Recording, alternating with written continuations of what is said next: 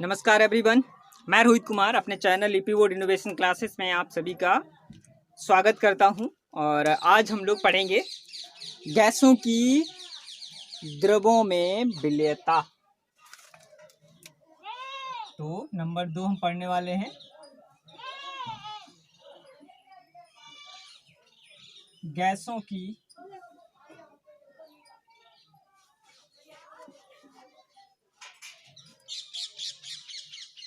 द्रवों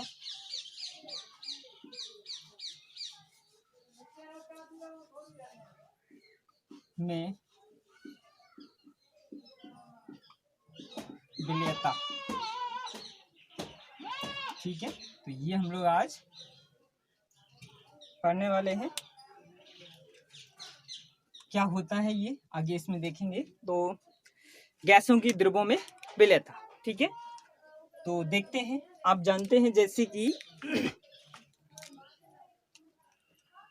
जल में ऑक्सीजन बहुत कम मात्रा में घुली होती है।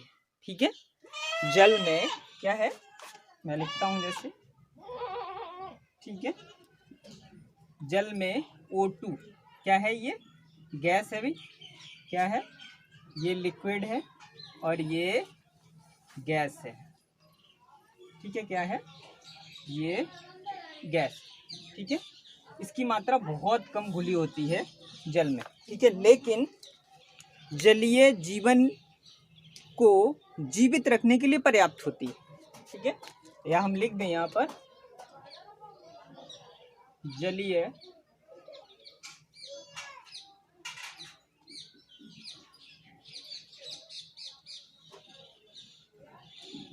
ठीक है, जीवन के लिए क्या होती है, पर्याप्त होती है,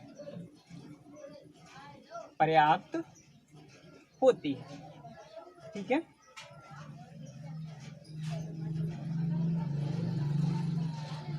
ठीक है, पर्याप्त होती है। ये बहुत कम मात्रा में होती है, कम ऑक्सीजन है, क्या है, कम है, लेकिन चलिए जीवन के लिए क्या होती है, पर्याप्त होती है। ठीक है, अब जैसे हम इसकी और थोड़ी आगे बात करें तो ये क्या है, वो है कि जो H2O है, ठीक है, उसमें जो HCl है कैसा होना चाहिए, HCl भी गैसीय होना चाहिए। ठीक है, ये क्या है, अत्यधिक, क्या है, अत्यधिक, जल में अत्यधिक घुलनशील होता है। ठीक है, मतलब पानी में HCl जब गैस की फॉर्म में होता है तब पानी में इसकी विलेयता बहुत अधिक होती है, बहुत ही घुलनशील होता है। ठीक है, ठीक है, अत्यधिक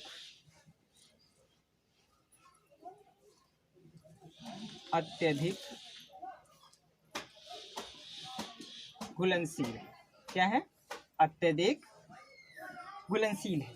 ठीक है, क्या है, अत्यधिक घुलनशील है। ठीक है, चलिए अब आगे देखते हैं। ठीक है, तो ये दोनों पॉइंट हैं। ठीक है, या फिर हम ये कह सकते हैं जो गैसों की द्रवों में विलेयता है वो ताप और दाब द्वारा अत्यधिक प्रभावित होती है। क्या होता है, ताप और दाब द्वारा। ठीक है, ये है, मैं यहाँ पे लिखता हूँ, ये बहुत इंपॉर्टेंट पॉइंट है। ये है ताप और दाब द्वारा अत्यधिक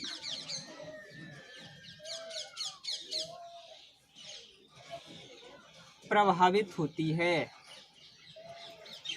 प्रभावित होती है। यह ताप और दाब द्वारा अत्यधिक प्रभावित होती है। ठीक है, तो मतलब ये कि जब भी हम किसी गैस को द्रव में घोलते हैं तो वो ताप और दाब द्वारा अत्यधिक प्रभावित होती है। मैंने दोनों उदाहरण दिए हैं, एक में कम मात्रा में गैस घुली है और एक में अधिक मात्रा में गैस, मतलब अधिक उसकी विलेयता है। ठीक है, तो इसका मतलब ये किस पे, ताप और दाब से बहुत ही प्रभावित होते हैं। ठीक है, अत्यधिक प्रभावित होते हैं। ठीक है, अब दूसरा पॉइंट है इसी में, क्या होता है कि दाब बढ़ने पर क्या है, क्या करें हम, अभी हमने द्रवों में दोनों में एक पॉइंट हमने पढ़ा है, ठीक है। हमने पीछे क्या पढ़ा था, हमने ठोसों की द्रवों में विलेयता में पढ़ा था कि क्या है, ताप बढ़ने पर विलेयता में वृद्धि होती है, ऐसा पढ़ा है हमने, ठीक है। लेकिन यहाँ पर क्या है, दाब बढ़ने पर विलेयता में वृद्धि होती है। ताप बढ़ने पर विलेयता में कमी आएगी और दाब बढ़ने पर विलेयता में वृद्धि होती है। तो मैं यही लिखता हूँ, बहुत इंपॉर्टेंट है ये सेंटेंस। दोनों में अंतर, गैसों की द्रवों में विलेयता और ठोसों की द्रवों में विलेयता, दोनों में ये क्या है, एक अंतर भी है। अंतर क्या है कि जो गैसों की द्रवों में विलेयता हमने देखी थी, वो ताप बढ़ने पर विलेयता में वृद्धि हो रही थी और दाब का कोई प्रभाव नहीं पड़ता था, ठीक है। अब यहाँ पर क्या हो रहा है, गैसों की द्रव्यों में विलेयता क्या हो रहा है, तो यहाँ पे आप देख रहे हैं कि ताप बढ़ने पर क्या होगा, विलेयता में कमी आएगी, ठीक है, और दाब बढ़ने पर विलेयता में वृद्धि होगी। क्या होगी, विलेयता में वृद्धि होगी, विलेयता बढ़ेगी। तो मैं लिखता हूं यहाँ पर दाब, बहुत इंपॉर्टेंट पॉइंट है ये सभी, ठीक है। दाब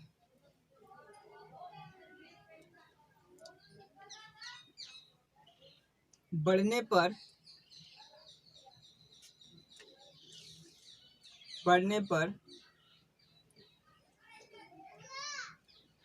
विलेयता में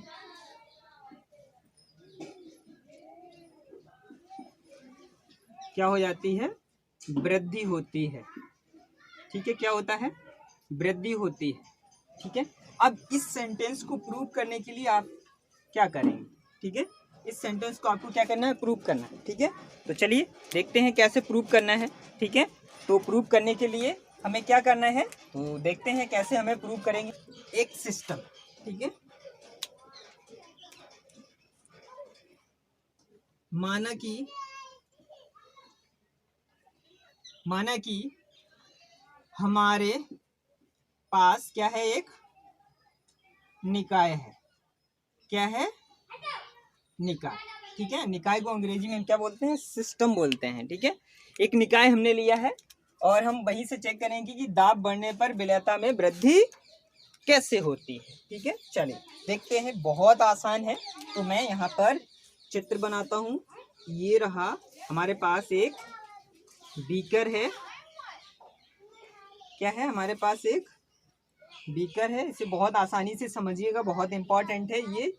और अभी इसी में क्या यही है, अभी यही आएगा, हेनरी का नियम, ठीक है। हेनरी का नियम, ठीक है, यही हेनरी का नियम है भाई, जो अभी हम पढ़ रहे हैं। क्योंकि हेनरी का नियम क्या है, दाब बढ़ने पर विलेयता में वृद्धि, किसकी विलेयता में, गैस की विलेयता में, मतलब गैस का घुलना तो गैस की विलेयता, तो गैस की विलेयता में वृद्धि होती है जब भी दाब बढ़ता है तब, ठीक है। बहुत इंपॉर्टेंट है, आगे देखिए इसे, और आसान भी है, ठीक है। चलिए एक तो ये है बीकर हमारे पास, ठीक है। दूसरा बीकर ये है हमारे पास, ठीक है। हमने दो बीकर बना लिए, ठीक है, दो बीकर बना लिए हैं, ठीक है। चलिए देखते हैं। अब हमने क्या किया है, इसमें नीचे यहाँ पर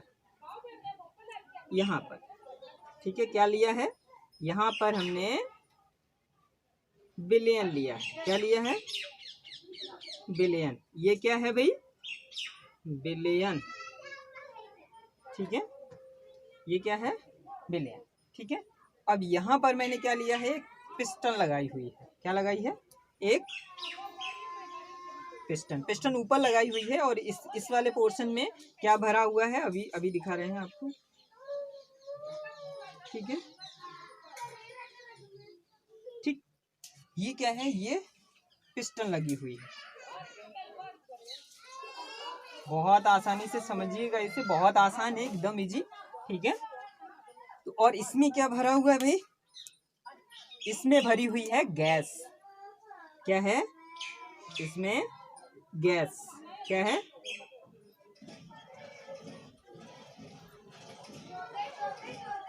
ठीक है। ये क्या है, गैस। तो गैस भाई पहले से इसमें घुली हुई है कुछ मात्रा में, ठीक है, तभी तो गैस ये विलयन है ये, ठीक है। एक तो ये कंडीशन है, ठीक है। और ये कंडीशन कब है, जब यहाँ पर क्या रखा है, वेट रखा है इतना, ठीक है, W/, ठीक है, W/, ठीक है।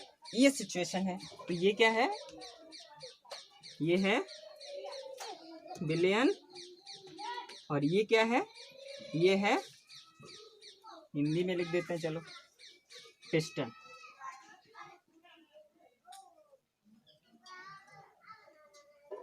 क्या है ये, पिस्टन, ठीक है। चलिए अगला देखते हैं। अब ये तो इसकी सिचुएशन थी, और ये इससे भी लिख लेते हैं। ये क्या है, ये है गैस। क्या है ये, गैस, ठीक है। आगे देखते हैं।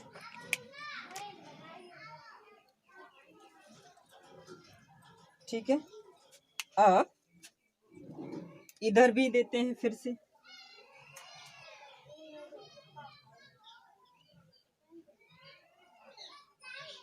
ठीक है, यहाँ पर भी क्या है, बिलियन, ठीक है। दोनों में अभी सिचुएशन देखिएगा, बहुत आसान है, ठीक है। ये और इसके बाद ऊपर यहाँ पर मैंने क्या लगाया है, तो एक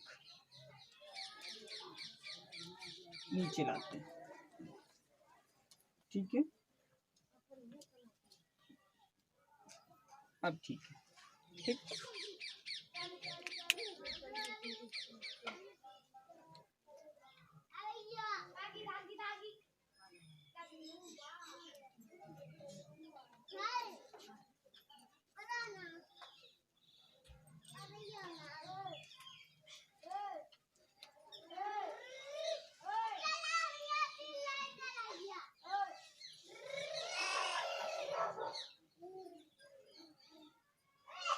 ठीक है, ये देखिए, ठीक है, दोनों में कुछ अंतर आपको दिख रहा है, ठीक है,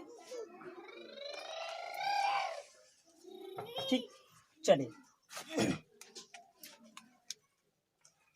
यहाँ पर भाई ये भी क्या है, अगर ये बिलियन था तो ये भी बिलियन है, ठीक है, ये भी बिलियन है, ये गैस है तो ये भी गैस है, ठीक है। चलिए अब माने कि हमारे पास एक निकाय है, ये सिस्टम है हमारे पास, ठीक है। अब इससे समझ, इस सेंटेंस को प्रूव करने के लिए ये एक उदाहरण है, दाब बढ़ाने पर विलेयता में वृद्धि होती है। तो पहले हमने क्या किया है, एक बीकर लिया है, उसमें क्या किया, ऊपर से हमने कुछ गैस और ऊपर से हमने एक पिस्टन रख दी, पिस्टन के ऊपर थोड़ा सा वेट मतलब वजन रखा, और वजन रखा तो वहां पर देखा, क्या देखा आपने, ठीक है, क्या देखा है, तो ये देख रहे हैं आप, ठीक है। तो क्या बना है, गैसीय विलयन बन के तैयार हुआ, ठीक है। लेकिन अब इन दोनों, यहाँ पर क्या है, इसके और इसके बीच में, ठीक है, इसके और इसके बीच में, इन दोनों के बीच में, ठीक है, क्या होना चाहिए भाई, इन दोनों के बीच में क्या होना चाहिए, गतिक साम्य, ठीक है, गतिक साम्य, ठीक है। तो इस शब्द का मतलब हम पिछले वीडियो में भी पढ़ चुके हैं। तो इसका मतलब क्या होता है, इसका मतलब होता है कि, इसका मतलब ये होता है कि गैस जितनी गति से इस विलयन में जा रही है, उतनी ही गति से विलयन का क्या हो रहा है, गैस में बदल रहा है। गैस जितनी मात्रा में विलयन में घुल रही है, जितनी गति से, गति शब्द यूज करिए, जितनी गति से ये गैस इस विलयन में घुल रही है, उतनी ही मात्रा में क्या हो रहा है, इसका वाष्पन भी हो रहा है, ठीक है। मतलब दोनों की स्पीड क्या हो गई, समान, ठीक है। इसके क्या होना चाहिए भाई,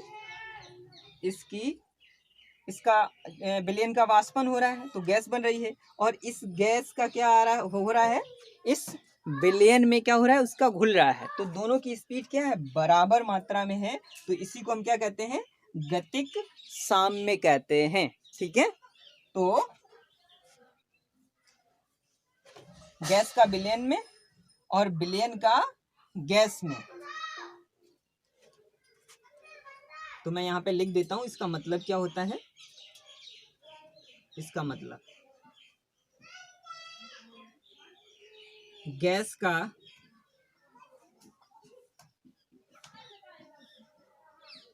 विलयन में गैस की कर दो, गैस की बिलियन में तथा बिलियन की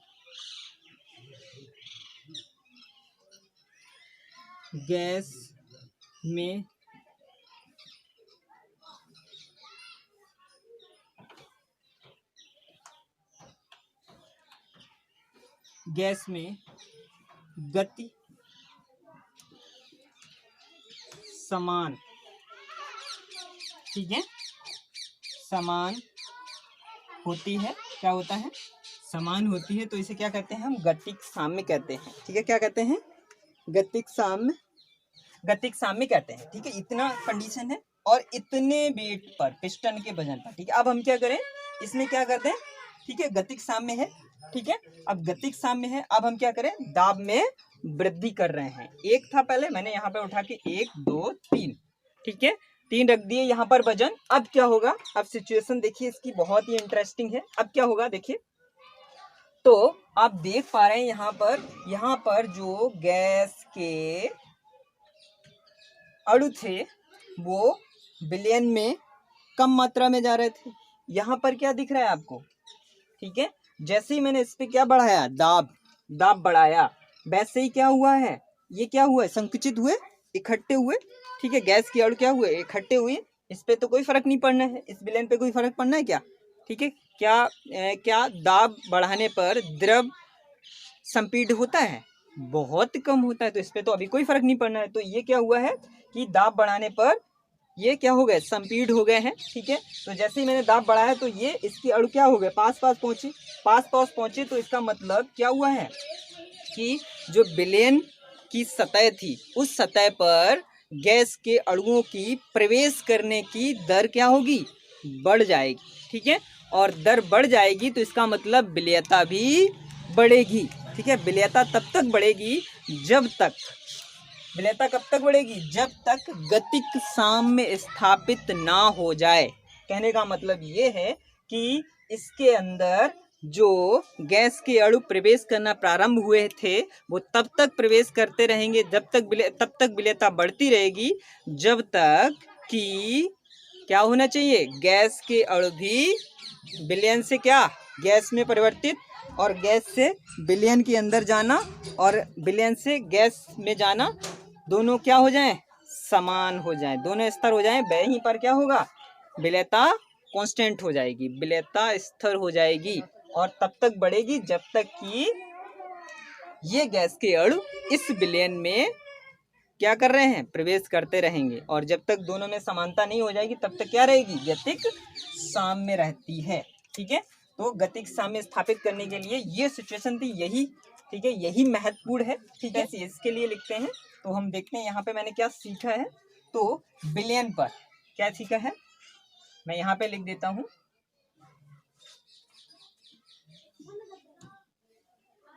बिलियन पर दाब बढ़ने पर, भाई बढ़ रहा है। ठीक है, ये बिलियन है, क्या है? ये बिलियन है और बिलियन पे क्या हो रहा है? दाब बढ़ रहा है। तो बिलियन पर दाब बढ़ने से गैस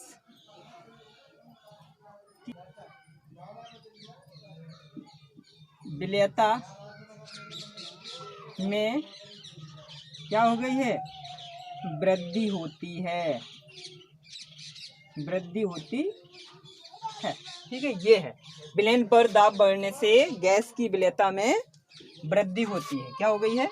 वृद्धि हो गया। इतना ये बहुत महत्वपूर्ण था। ठीक है, इसके आगे हम लोग अगले वीडियो में हम लोग पढ़ेंगे। बस यही है, इसे याद रखिएगा, रिवीजन करिएगा कई बार। ठीक है, और इसी में अभी आप देखेंगे दोनों के रिलेशन को। ठीक है, गैस और द्रव के रिलेशन को देखेंगे। तो सबसे पहले इस चीज को जिसने एक्सप्लेन किया था वो थे हमारे हेनरी। ठीक है, कौन थे? हेनरी थे। वो हेनरी का ही नियम है ये जो हम अभी यहाँ पे पढ़ रहे हैं, और ये बहुत इंपॉर्टेंट है। ठीक है, अभी पीछे हमने जो ठोसों की ध्रुवों में विलेयता पढ़ी थी वो भी इंपॉर्टेंट है। ये पूरा का पूरा पार्ट आपके घर से रिलेट करता है। आधा मतलब आधा घर से रिलेट करता है, ठीक है, और आधा इंडस्ट्री से। ये जो आप पढ़ रहे हैं ना, ये इंडस्ट्री, औद्योगिक क्षेत्र, ठीक है। अब आप इमेजिन करें, ठीक है, इमेजिन करेंगे ये जो चीज़ है वो कहाँ पर अप्लाई हो रही है, तो सोडा वाटर, ठीक है, CO2 प्लस H2O को घोलना, ठीक है, CO2 गैस और जल में घोलना, मतलब जो भी ड्रिंक बनती है, सॉरी जो कोल्ड ड्रिंक बनती है, कोल्ड ड्रिंक बनाने में यही नियम अप्लाई होता है भाई, गैसों की द्रव्यों में विलयता, ठीक है, यही नियम है और यही है हेनरी का नियम। इसे सबसे पहले किसने दिया, तो हेनरी ने दिया, तो इसलिए इसे हेनरी का नियम कहा जाता है, जो हम अभी इसके आगे वाले वीडियो में डिस्कस करेंगे। और अगर जो आपको वीडियो पसंद आता है तो चैनल को सब्सक्राइब और शेयर करें और लाइक करें, कमेंट करें, ठीक है, और नमस्कार।